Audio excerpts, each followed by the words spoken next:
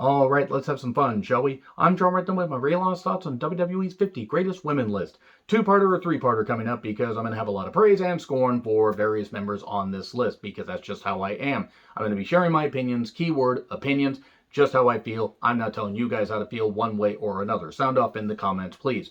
And also, if you are part of this stan culture that praises wrestlers endlessly, particular wrestlers, one wrestler or a few, and you are going after various people, various other wrestling fans that are, that maybe don't agree with you and you're telling them to get sick, get injured, or end their goddamn life, you're pieces of shit and you don't belong in the wrestling fan community. Now, it's a vocal minority, but seriously, you guys are fucking piles of shit for telling people that. At the end of the day, it is just wrestling, and yes, I get fired up about silly things in wrestling. I have in the past, the recent past, and I will in the future because it's just how I am. And yeah, this list was doomed to create a ton of fucking controversy. Anyway, so Sarah Schreiber hosts. I love Sarah Schreiber. She, has a good energy about her. And basically the list criteria is the modern era, 93 to present day. Pre-93 women will be featured throughout the series. Okay, cool. That's fine. It is what it is because they reintroduced the Women's Championship into WWE in 1993, so that makes sense. Short package for each woman. And the list criteria factors, and it factors in-ring accomplishments, championship victories, and creating legendary moments. And then they kind of fudge with that with some of the entrants, but we'll talk about that as things go on. So, number 50 is Toni Storm, 2018 Mae Young Classic winner, NXT UK Women's Champion. And I agree here. I like Toni Storm. I would have put Toni Storm a little bit higher, even though she is in the beginning of her WWE career. She's only been there for a bit. But I think Toni Storm is definitely a bright star and somebody that is going to do great things in WWE and possibly beyond. Because I don't think she's going to stay there forever. But I love Toni Storm, and I'm happy to see her ranked here. Hopefully she tastes NXT Women's Championship gold at some point. Not just in the UK, but in the US NXT. But yeah, I'm happy that Toni Storm made the list. And then we get to Caitlyn. She's an NXT Season 3 winner and former Divas champion. And I'm sorry, but I never saw it with Caitlyn. I got nothing against her. I just never saw it with her. She did have an interesting comeback in the Mae Young Classic after being away from wrestling for a few years. But I would have flipped this and put Toni above Caitlyn. So then we get to Kelly. Sorry, I had to say it like that because that's how I hear the name. Longest reigning NXT UK Women's Champion. And honestly, I get it. I get why she's here. I've seen some of her matches, like the empty arena stuff.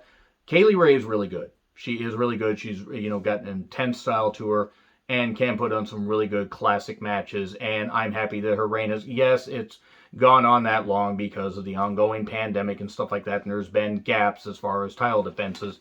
But she is really good and has shined as NXT UK Women's Champion.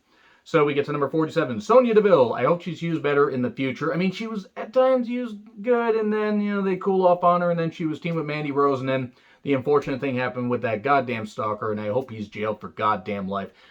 God, I'm so happy that her and Mandy are okay. I really am. But Sonya is now currently the SmackDown co-GM with, Adam Pearce, and is killing it in that goddamn role. No doubt she will be back in the ring soon, possibly by SummerSlam. Definitely not by Mania, because she's taking her time, she's doing it, but she's killing it in that role.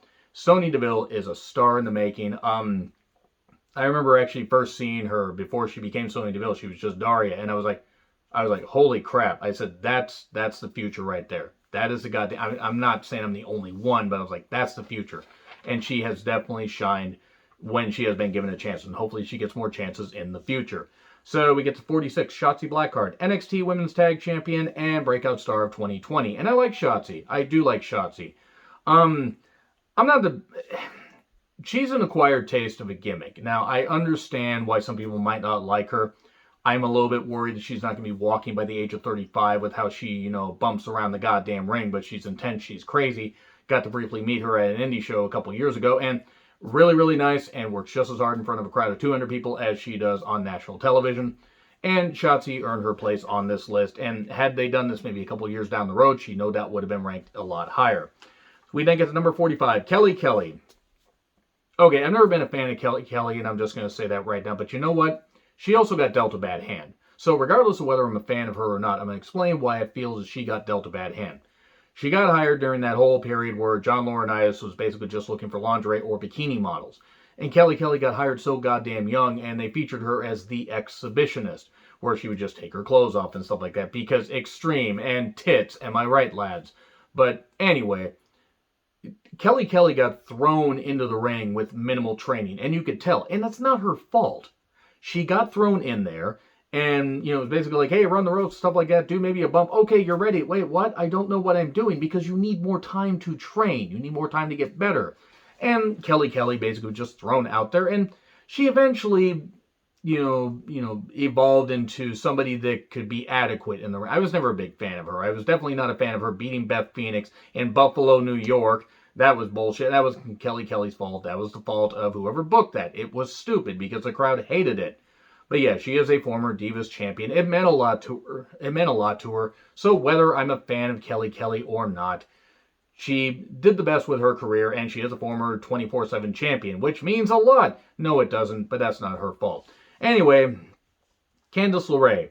She's very, very good in the ring. I don't really care for this current, incarnation, even though I think she could be a good heel. Bad material, and she's really bland, but as far as in the ring, she is very, very good, and had a great match with Io Shirai on a takeover, and she is a really, really good wrestler. She's really tough, legit tough, can do a lot of great things, and Candice LeRae deserves to be on this list.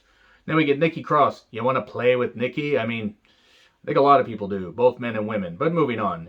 Two-time women's tag champion and original member of Sanity. Remember Sanity? Remember that gimmick that, or that stable they sort of worked in NXT and then were brought to SmackDown with exactly fucking all, investment in them? Like, seriously, nobody cared because they just were losing matches left and right. And it was actually mind-blowing that they took it. And I'm not saying the stable would have been around much longer than a year, but goddamn, they were brought in, they were losing left and right and center. And then they were broken up, and then, one guy left the goddamn company. Eric Young's now back in Impact, and I think Nikki Cross, well, no, was Dane in Sandy? I'm struggling to remember right now, but Nikki Cross, I wonder when they're going to feature her more, because I like Nikki Cross. I think, Nikki could, who wouldn't want to play with Nikki? Phrasing. But I think Nikki deserves to be here. I just hope she's used a little bit better, because I don't know where she's been. People say, some people were telling me she's been on Main Event.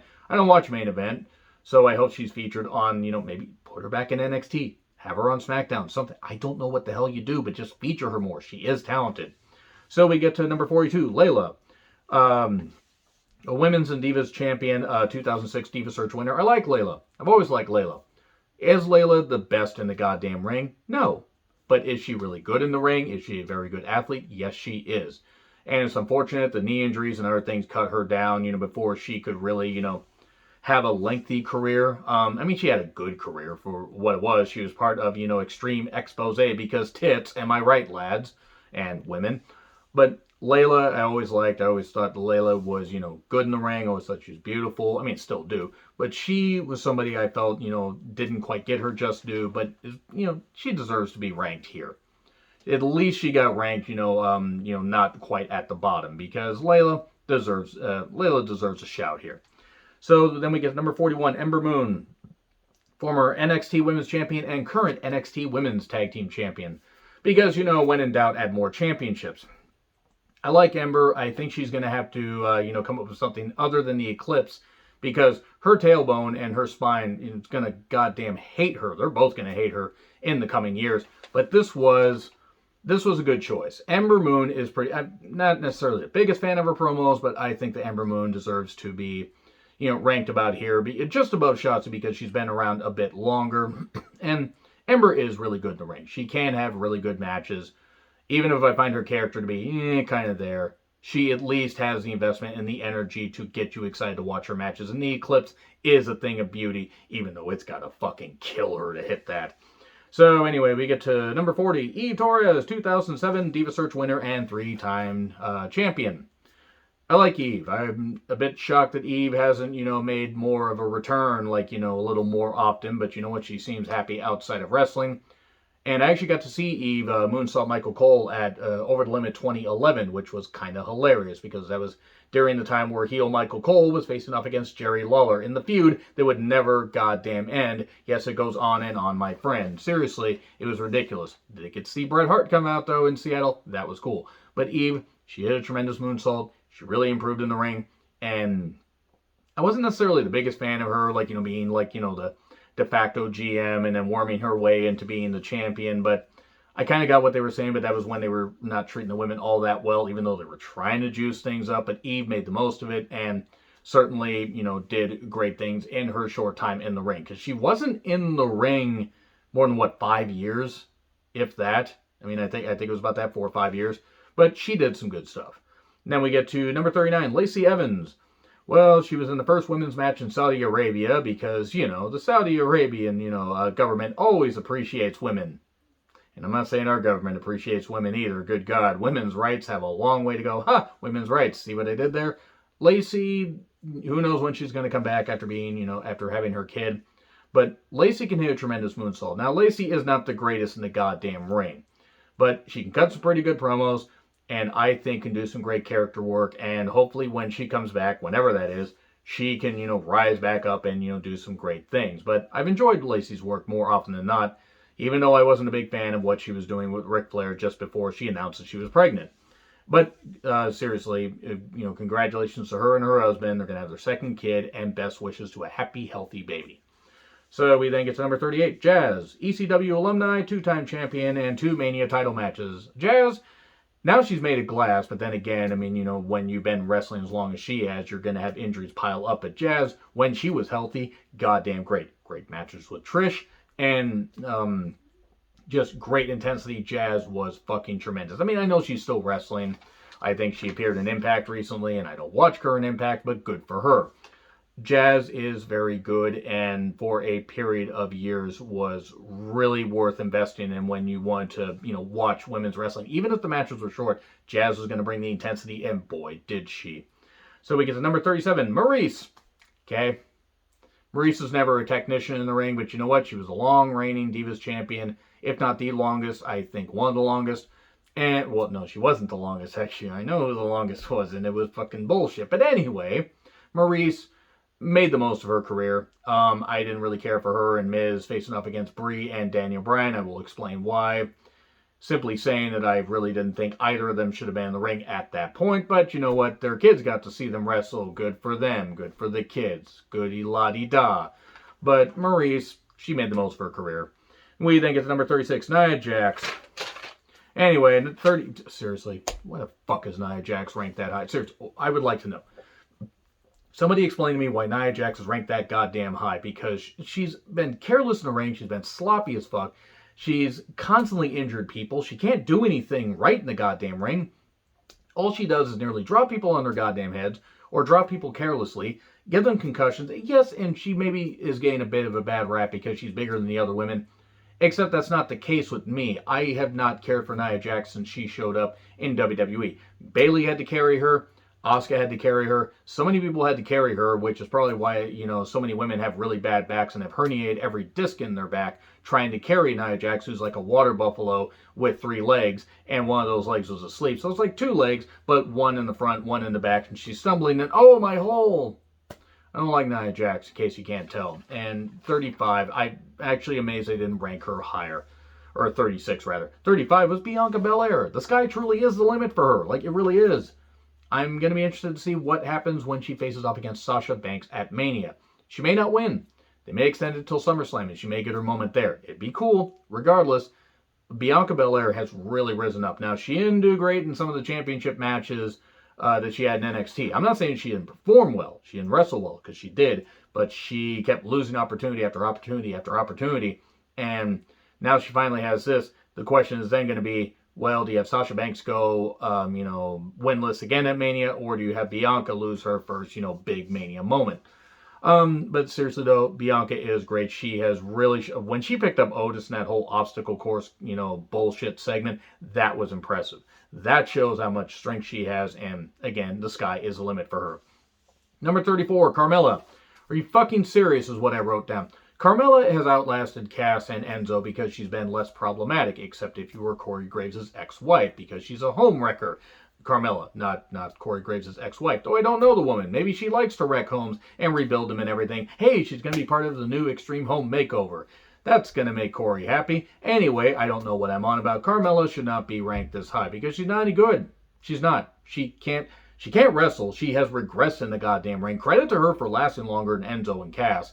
It shows some dedication, or it shows the fact that she, maybe has been with the right person. And, Corey Graves, has been able to have some stroke around there. Have fun on seeing that. But no, she's Mela is money. Yeah, that whole thing caused me a whole lot of arguments because I didn't care for her. And by the way, if you care for any of these women I'm ranting on, good. You guys should. Praise your favorites. But Carmella should not be ranked this high. We get to number 33, Gail Kim. I'm going to say this much right now, that Gail Kim has called out racism in WWE a lot and has been right. Also, at times, she seems like she's coming across as bitter, and that's just my opinion, because it's like, at this point, she achieved so much success and impact that her time in WWE, and she had 2 stints there, she should have been used a lot better, because Gail Kim is a world-class athlete. Tremendous matches with Awesome Kong. She got thrown out there early on in 2003 and wasn't ready because they weren't featuring the women properly, and there weren't enough women that she was, put in the ring with that were up to her level, even at that time of her career. But yeah, they dealt her a bad hand there, and then she went to, what at the time was TNA, had some great goddamn matches, came back, I believe, due to wanting to help out a family member who had medical expenses or something. I'm not trying to misquote, but I believe it was due to a family member that she wanted to earn a bigger contract and basically helped them out, and that was good for her. And she's been back in Impact ever since. And Gail Kim is a very good athlete. And I'm happy to see her featured here. I'm actually shocked she got featured this high. I'm not complaining, because Gail Kim is very good. And then we get to number 32, Jacqueline or Jaqueline. Thanks, Derb. If you happen to be watching this, thanks, Derb. I can never unhear that. And if you get it, you get it. So, legit tough, been wrestling for a number of years. I mean, she wrestled in WCW, she wrestled in WWE. She had to work with Sable, which right there proves that Jacqueline, I'm sorry, I have to say it, both ways. You have to go both ways. Oh my. She had to work with Sable. So that right there should have not, cemented her being in the Hall of Fame, because Sable is goddamn trash. And don't worry, I'll rant about Sable later. But Jacqueline, I'm a bit shocked actually that she wasn't ranked at least in the top 25, because you think about what she meant to wrestling. Former Cruiserweight champion. Yeah, she had that, brief feud with Chavo Guerrero Jr., where, to be perfectly honest, that was when they were not featuring the Cruiserweight title in the best light, but that's not Jacqueline's fault. Former Women's Champion, former Cruiserweight Champion, as tough as nails. I mean, could take on most of the guys. And her Hall of Fame induction was very emotional, very moving, and I was happy for Jacqueline. Damn it, Derb, you guide my head. But no, seriously, I'm happy for Jacqueline. We get number 31, Kairi Sane. Boy, I miss seeing her on WWE TV, but I wish her nothing but the best in Japan. And Kairi Sane, great, Mae Young Classic winner, NXT Women's Champion, doing some great shit, great tag team work with Asuka, getting brained by Charlotte during that TLC match. Good fucking God, Charlotte. Oh, I know Charlotte's going to be ranked high. Boy, is she ever, because you got to have Vince's golden goddamn goose on there. But Kairi Sane, really good, and I'm happy for her, being able to retire, do what she does. She was really, really good in the ring, and nothing but the best in her retirement of whatever else she does. But yeah, Kairi Sane, in the brief time she was in WWE, really did some, it really was only just a few years, but she did some good shit. And then we get to number 30, Naomi. And I like Naomi. Naomi has been there a long goddamn time. She had to put up with Cameron. Thank God Cameron isn't ranked on this list, because Cameron wasn't any fucking good. I mean, but of course, Aria and Andrew, and maybe they could have her fans called the Arya Nation. Wait, maybe don't call them that. I actually would have been surprised if AEW had signed her and not called her fans that. Moving on. Naomi is very good, a tremendous athlete. It took me a while to come around on Naomi, because I saw the talent, but I was like, I don't really care about the character and this kind of stuff. And I go, okay, it snapped. I saw that she actually does have really good athleticism, and she is very good. She is very, very good. I just wish that they would use her better, because it seems like it's so stop-start with her. She did get that big moment in Orlando. That was cool, to win back the SmackDown Women's Championship that she honestly should have never lost. She should have walked in as champion. What 30-day rule, like they did with Brock Lesnar and various others. But anyway, Naomi, very, very good. I just hope they use her better. Give her singles gold on Raw. I mean, come on. What else could you do? Yeah, maybe give her a brief run with the tag titles, teaming with Lana. But seriously, give her the Raw Women's Championship. She's really good. Then we get to Bull Nakano, or Bull Nakano, as Randy Savage used to say. I mean, there's nothing I can say about Bull Nakano that hasn't been said already. It feuded with Alundra Blaze, great matches in, and then, with Medusa and WCW after she dropped the title in the trash. That was kind of funny. But yeah, whether in WWE, WCW, Japan, didn't matter. Bull Nakano, one of my favorites. One of my absolute favorites ever. One of my favorite women's wrestlers ever. She just could do anything. She would hit leg drops off the cages. And if you take a look at Bull Nakano, in the 90s, and take a look at her now, it's night and day. It's amazing how much she's changed. I believe she's retired. I don't believe she's wrestling anymore. But one of the most legit tough women, one of the most legit tough people ever in wrestling. For the shit she did, she deserved to be ranked here. She wasn't ranked any higher than, well, actually, Ivory. That's unfair to Ivory. Ivory's very good. Ivory is very, very good. And unfortunately came along during a time where they were having her feud with Fabulous Moolah, and they had Fabulous Moolah win the championship in 1999, because that was a good idea. Ivory is really, really good. Really good on promos. The whole right to censor thing, she fit that, that fit her like a glove. She had a feud with, she feuded with Lita. She feuded with Chyna. Chyna, and I'm going to tell you right now, a bit of a spoiler here, quite far into the list. I've only seen the first 2 shows. I have not seen the top 20 yet. So I'm going into that completely goddamn blank, because I don't know how they rank them. In fact, I avoid a lot of spoilers with this because I really didn't give a shit about this list until people told me they wanted me to give my thoughts. So anyway, yep, Ivory is very, very good. I'm glad that Ivory got inducted into the Hall of Fame. Very, very good talent. And really great promo. So we get to number 27, Melina. She's a legend in women's wrestling. I can't help but hear that every time I think of Melina. That was on NWA Power. And look, Melina is good. She was good, managing Mercury and Nitro. She was a big part of the success of that group, or of that tag team, because great female manager, strong, powerful, could do the splits, and a lot of people love that. And she could also do good shit in the ring. She had a great series of matches with Beth Phoenix, and she had, of course, Cameron's favorite match of all time against Alicia Fox at SummerSlam 2010. I had to say it. But I like Melina. As far as like an in-ring talent, as far as anything else, I don't know. I've never cared for her promos necessarily, but she does have that in-ring ability where she is very, very good. She really is, and she deserves her place here. But apparently she wasn't as good as the Bellas. Okay, I'm just going to finish up right here. The Bellas. The Bellas are number 26. One, I'm shocked that they actually didn't split them up. Like, seriously. I know they're a package deal, and then they tried the whole twin magic thing when one of them got, enough implants to be seen from space. But look, I've never been a fan of the Bella Twins. And when they left in 2012, I didn't miss them. There were people that wanted them to come back. They came back in 2013 based on who they were dating. I'm not going to hear otherwise. That's just my opinion. Am I saying that they didn't work hard? Am I saying that they didn't try to do some good things in the ring? I'm not going to sit here and say that, because that would be unfair. I will say, however, that Nikki Bella's title win, her whole Divas title reign was there just to spite AJ Lee, and despite CM Punk, and despite the whole fact that, oh yeah, there were some, women that were way better than Nikki Bella at that point. Now, Nikki did battle through a neck injury, which is unfortunately, still haunting her, even though she got surgery, and she has some stuff going on in her brain, and hopefully she is okay. Her and, I don't remember the guy's name, Artemis Fowl. No, wait, that was a movie. It was a really shit movie. Don't watch that. They welcomed a kid or twins recently. They welcomed twins. Regardless, Nikki seems to be doing some good things outside of wrestling. Unfortunately, there are rumors that they're going to be coming back later this year. I don't want to see that. But there are other people that do. If you want to see that, that's fine. I don't really want to. I've never been a fan of the Bellas. Sorry. And number 26 over Bull Nakano, over, Melina, over so many others. You're going to rank her that high? Seriously, you're going to rank Jacqueline below the Bellas. Yes, it's it's a list where objectivity gets thrown out the goddamn window, but I'm sorry. To me, the Bellas would be ranked maybe in the 30s, because I just have never seen it with them. And I know that there are people that like them, and that's fine. You guys can like them all you damn well want. But why are they ranked there? They're simply ranked there because of what they've done outside the ring.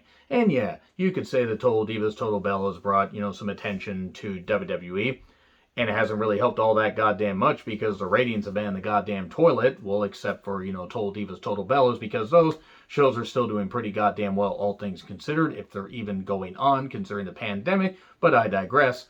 The Bellas, I mean, they're a duo. Yes, they're a package deal, but I'm surprised that they didn't rank Brie lower than Nikki, given the fact that Nikki had that longer title reign. Then I could have ranted even more, but they packaged them together. Anyway, I'm going to leave that off right there because I'm pretty certain I'll probably get a whole lot of shit for that. Let me know your thoughts in the comments. Like, share, subscribe, Twitter handle in the description. I'm John Retlin. I'll see you soon.